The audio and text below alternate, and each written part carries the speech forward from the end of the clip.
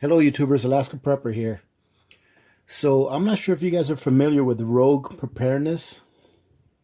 She has a prepper channel and it's called Rogue Preparedness. And she asked me to submit a few recipes for her because she's putting together a prepper cookbook from different preppers from different prepper channels. And I was going to submit to her my no-knead bread recipe.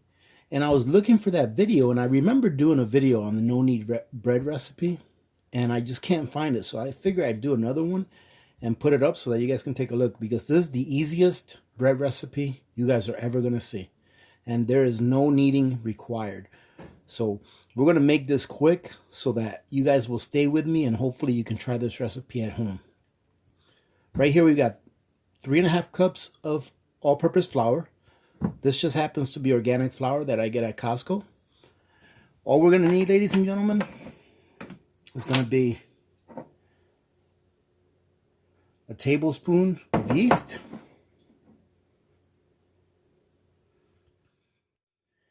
and a teaspoon of salt.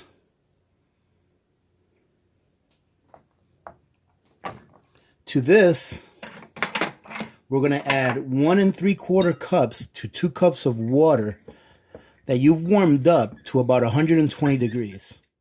You don't really want it to be too hot, over 120 degrees, because you don't want to kill the yeast.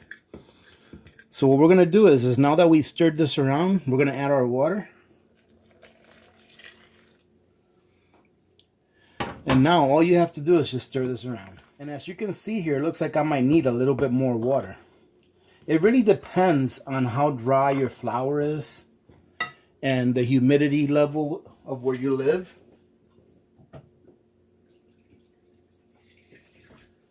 As far as how much water you're going to need. And this dough, if it comes out a little bit wet, it's okay. You don't have to, you're not going to need this dough, so it doesn't have to be, you know, like one of those doughs that's dry to the touch. It can be a sticky dough if you want it to be. It's not a picky recipe. It's not something that's difficult to do at all. So you see, I added probably about I don't know, I want to say I probably added about another 1/4 cup of water. So you see how that is right there? You see how sticky that is right there?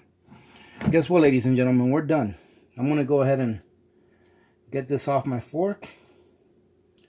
Try to get it on here. And now, all we have to do, ladies and gentlemen, is cover this with a lid. And then what I'll also do is I'll put a towel over it. Now you can do two things. I am going to go ahead and let this sit overnight. I've found that when you let the dough proof overnight, that it gives it a better flavor. You don't have to though, right? You can just let it rest for about half an hour to an hour and then go on to the next step. All right, so I'm going to be back and show you guys what's next. And literally, this is, stirring this around was probably one of the hardest things that you had to do for this recipe. Everything else is very simple. So stay tuned. I'm going to see you guys in the morning, but you guys will see me in about 2 or 3 seconds. Good morning, ladies and gentlemen.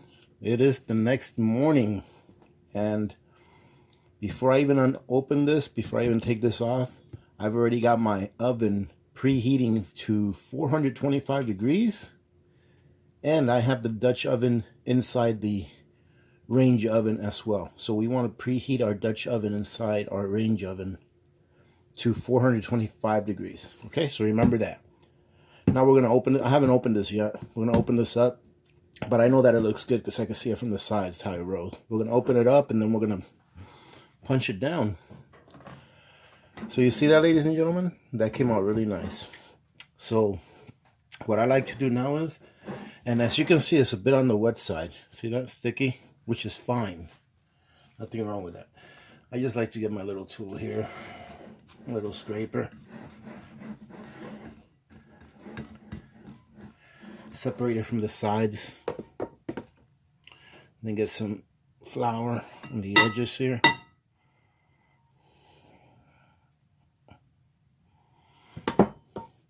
Keep separating it like that. Now I probably just used about a 1/4 cup of flour there, which is fine. There we go. This is what we want right here. Okay. So now what we want to do is we want to fold this over on itself a few times.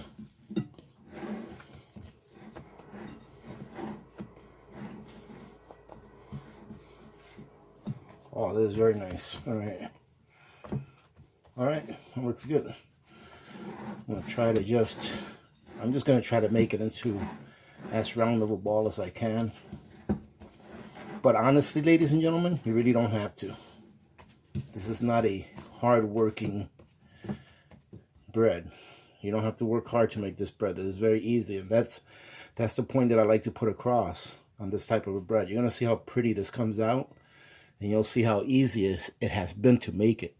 Now, I think most of you would agree with me that so far, I've probably got less than 7-8 minutes into actually touching this and making it from scratch. So now, what we're going to do is we're going to get another bowl. And you're going to line that bowl with some parchment paper. All right, very easy. And then what you want to do is you want to lift the dough and drop it in here.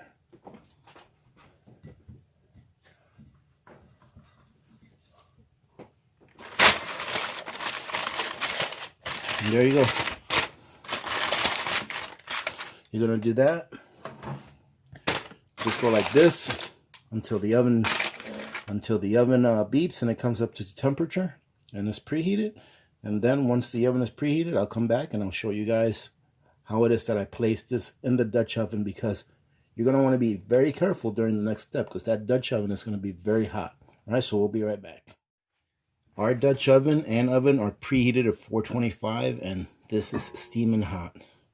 Oh, I didn't even know that was going to happen. So now, being very careful, this is what we're going to do, ladies and gentlemen. We're going to lift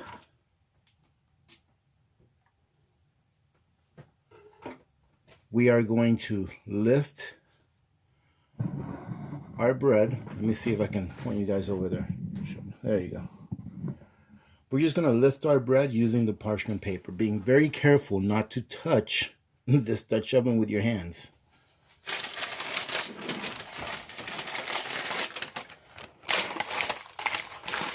Okay. You're going to put it in there just like that.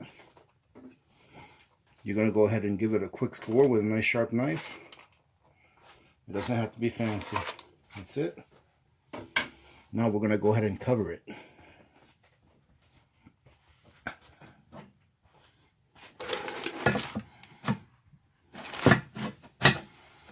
And we're going to put it in the oven for 30 minutes. All right, and then we're going to come back and check it after 30 minutes. And then more likely we'll uncover it at that time.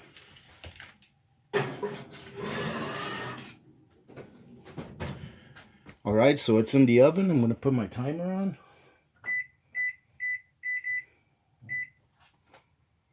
Okay, I got my timer on. And ladies and gentlemen, I wanted to show you from my last video. Remember the bottles of lentils that I put oxygen absorbers in? Let me go ahead and see if you guys can see this a little better.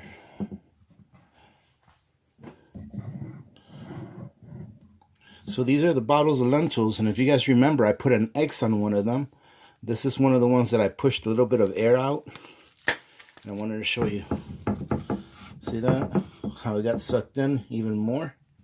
So this one got sucked in even more than what I did before. But here's the one that I didn't bother doing anything to. And as you can see, the oxygen absorber in there did its job and pretty much sucked out the air. And someone asked me on one of the comments of whether these leak air or not. I've been doing this method for a pretty long time, and I've never had one of these fail because of air leaking in, or because of the plastic being punctured, or because of rodents. So I've had some comments on there also saying that they were cleaning up a mess because they stored their dry products in this manner because mice chewed through the plastic. So you just have to be careful, ladies and gentlemen. You know your environment a lot better than anyone else. If you know you have rodents, then just make sure that you package your food storage or your long-term preps in a manner in which they can't get in there. Now, my pantry, when I built that room, well, pretty much my whole house, I made sure that it was completely sealed from the bottom and all sides to ensure that no rodents can get inside the house. So I don't really have a rodent or an insect problem anywhere in the house. Let's hope it stays that way. All right, so we'll be back, ladies and gentlemen, in a few minutes to check on that bread and then to put it on for the last probably 10 minutes after we check it the first time. And then we'll be done. All right, ladies and gentlemen, it's been 30 minutes, actually like 31 minutes. And I just opened the oven and took off the lid. And that's what it looks like so far. And it's looking very nice. So what we're going to do now is we're going to push this back in. And we're going to let it sit in there for at least another 10-15 minutes until the outside there is nice and brown and crispy, or however you like it. All right, so we'll be back in about 10-15 minutes, my time, of course. Well, ladies and gentlemen, I just took this out of the oven not even a minute ago, and this is what it looks like. Isn't that pretty? So now, ladies and gentlemen, I wanted to show you something that I do. Since I don't really have a cooling rack, I don't know if you've noticed or not, but my kitchen is kind of small. So the more things I have in here that take up space, the more crowded it feels. You know, but it's functional. It's just small. So what I don't do, since I don't want to use the additional space of getting like a cooling rack, one of those proper square ones that, you know, has the little square grids on them. What I like to do is I just grab a plate, or sorry, a bowl, and then I'll lift the bread up off of here. And one thing to remember, ladies and gentlemen, that Dutch oven is still very hot. So last time that I did one of these, I burned myself because I grabbed the lid. I grabbed the handle of the lid without without a pad. Right? Or an oven pad, whatever you call these things. I always forget. And I learned really quick that you have to always be careful. So now what I'll do is this is still pretty hot, all right? But what I'll do is you can probably put on something to protect your hands if you're sensitive to heat. My hands really aren't that sensitive. So I'll pick this up real quick. Just being quick about it. See, now it's pretty hot. And I'll let that sit there for about a good 15-20 minutes before I dig into it. All right, so you want to give this time to finish cooking. It's still cooking on the inside. All right, so don't be impatient. Give it a few minutes so that it can rest. And I would say that at least 15-20 minutes should be good before you cut into it. It'll still be really, really warm after 15-20 minutes. All right, so I'm probably going to wait 20 minutes. Then come back, cut off a slice, and that's going to be my breakfast. All right, ladies and gentlemen, we're going to go ahead and cut this bad boy open and see what it looks like inside and give it a quick taste test. It's nice and cool to the touch now. And I almost don't want to cut it because I just think that these little fluff ups are so nice. But you guys take a listen and hear how crunchy it is.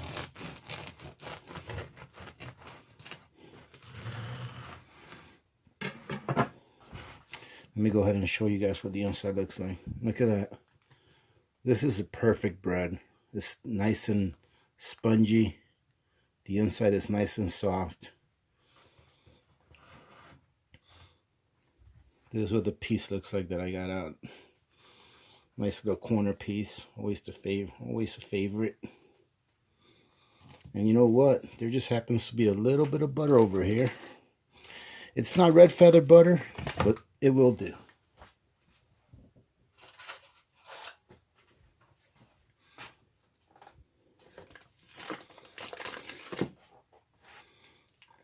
Oh, that's very nice.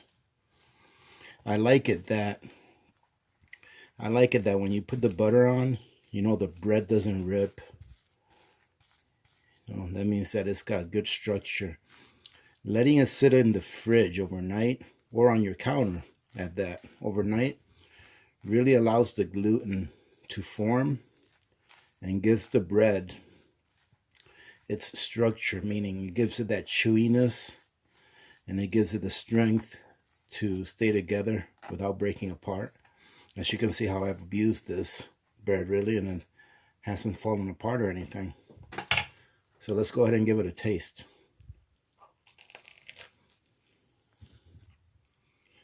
Man, that is good. Ladies and gentlemen, this is my opinion. You're not going to find something that tastes like this in any store. You have to make it. So it's definitely worth taking the few minutes that it took to prep this up and then just put it in the oven. As you all saw, most of the time that this was being made was oven time. It only took, I would say it took less than 10 minutes of me actually working this recipe to get it ready for the oven. The rest of the time is just oven time. It's just waiting. So I truly hope you guys try this because this is delicious. So I hope you guys got something out of this and you enjoyed the video. If you did, give it a thumbs up. If you'd like to support the channel, please take a look at the links below. And if you want to donate to the Buy Me a Coffee Fund, remember that all of those donations are going to the homeless shelter. All right.